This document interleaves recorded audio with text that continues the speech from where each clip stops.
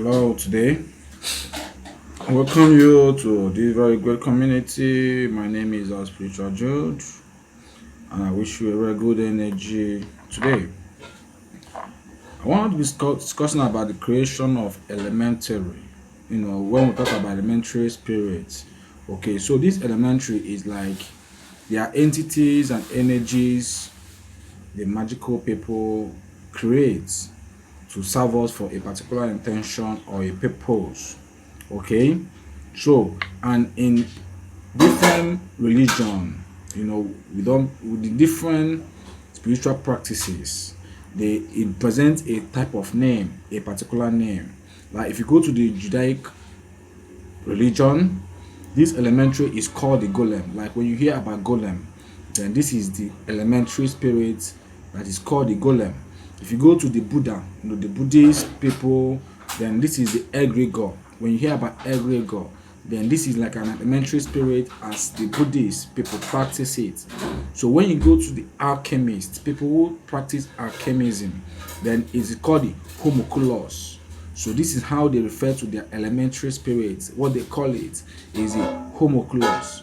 Though if you come to the familiar, to the familiar or to the wish, like wishes, to the wishes, when you talk about wishes, it's called the familiar. It's called the familiar. So this is, if you come to the ceremonial wizard, like if you come to the wishes, it's called the familiar. If you come to the ceremonial wizard, it's called the servitor. So we call it the servitor. For our own practices, we call it the servitor because it's what stays in our service to fulfill our intentions for a particular purpose. So these are the things which we create. Elementary are things we create out of doll, material, calabash, earthen pots, or other elements we create for a particular intention and any energy that has been put in it. To the people, like people other from the African tradition, some call it the voodoo pot or whatever, the doll, so which is they use it to channel an intention or materials. They put materials, or all the materials inside it that will represent a particular energy or entity for a purpose. So for this, they can be guardians, they can be seekers, and other aids of the practices. So now they serve us for a particular time or for a lifetime. Some will do it for a particular time. The energy will fade. They will destroy the energy and release it into the Akasha realm or the Akashic realm. So this is how to construct the simple elementary. There are basic things you need to have in mind when you want to create an elementary, depending on the type of spiritual practices you are engaged in. Now, first one is you have to give it a place to reside. A place to reside is a place the energy will be shining out, and a different type of entity chooses their kind of energy of residence for them to manifest. In Africa, that's why sometimes you see people having a calabash, they hang, they put in another element, either they burn the element in powder and put inside it. Some will use rings, some will use cloth, some will use earthen pots, some will use a cloth, cross, crucifix, and other images. So depending on how you practice your own part of spirituality in your place, and then where the spirit needs to reside, there's a place the spirit needs to reside. People put even these two wishes can create an egregor or a servitor inside a digital device. They will wash it with some kind of element, and the spirit enters into the device and it becomes a place to reside for them. So then another one is you give it a task. You give the spirit a task. The task is what his intention will be for a particular work. The task determines the type of materials you use to set up this very elementary. Okay, this is the task it will fulfill. Will give it this very element it will use. Then another one is you give it a name. that comes a name that people will say they go and bring their own shrine and all this. They have different names of all these. They are all elementary spirit. Different people will come and use wood. They will set one thing, say this is their own, this is their own, this and that, this, because they've given it name. Some will call it their name, and other people will buy it and take it to their place and give it another name. So these elementaries have their different names for a different intention and task they fulfill. So then another one is giving it a lifespan. There are works you want to set, and it needs it to work in a space of 14 days. After the 14 days, you release the power and it will be released. There are works you will do. If you've not been told, they will give it a lifespan of 1 year or 6 months. Either after that 1 year or 6 months, it start demanding for sacrifice, or the power will cease to work unless you renew it. There are ones that you will do once you do it, it will be working as long as it is. That is why I always advise you, if you have a place you've gone in a spiritual path that has set you, that you've forgotten and things are changing, make sure you go and pay what you are owing there. Unless you have chosen a new path and you're sure of your new path you have chosen, then you continue with your new path. It will go well for you. So another one is you give it a form. Giving it a form is bringing it to life. How it will be. Will it be like an image? Will it be in a calabash? Will it be in an earthen pot? Will it be in a cloth? Will it be in a button? Will it be in a white cloth? Will it be in a chalk? Will it be in a paper? Will it be written? Will it be burnt? So the form it will stay to manifest is another part of it. Now this is for those of you who want to practice.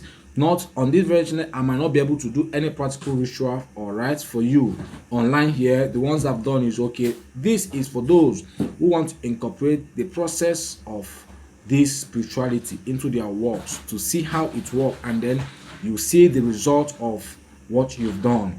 You do it well, it will go well. If you don't do it well, it will rebound, and then the effect will hit you, and they will know where you've done wrong or not. So after this fifth one, then you give it another one, source of energy. Now this source of energy is where the real work is. The source of energy is which angels, which demons, which fairies, which jinns will have to power this very elementary, this very intention. Which angel does the work of this my intention? Which demon does the work of this my intention? This demon that does this particular work, what kind of sacrifice do you give to it for it to manifest its potential? This angel, which kind of rite do you do? How do you perform it? Which herbs is affiliated to this very angel? From which cardinal point do you call down this angel? How do you set the space for this angel? What material? If you come to African tradition, then you ask yourself, what materials, like what herbs, what animal parts, what this, what kola nuts, what seeds, what oils will you use to bring down the energy of this power that will work, that will manifest on this very intention, this very elementary. So this and more is the process you said. That's why it's more a tedious work. If you think spirituality is just that somebody wastes time, it's like more you going to somebody's office to seek for a counselor, for counsel, or a legal person, and they give you an advice to win a case for you. Legal spirituality is worth more than what you pay your lawyer or your legal person or your advocate to set you free from a case. Spirituality can destroy what even the legal person knows, and it can redeem what the legal person knows, because all profession must work through spirituality. That is a sure path for every endeavor. So if you think that the people are working you because they want to take advantage of you, what you are working for, then ask yourself, when you were not working it, how was your life going? Okay, so you better maybe if you want to abandon spirituality, then you get back to the root of where you started before.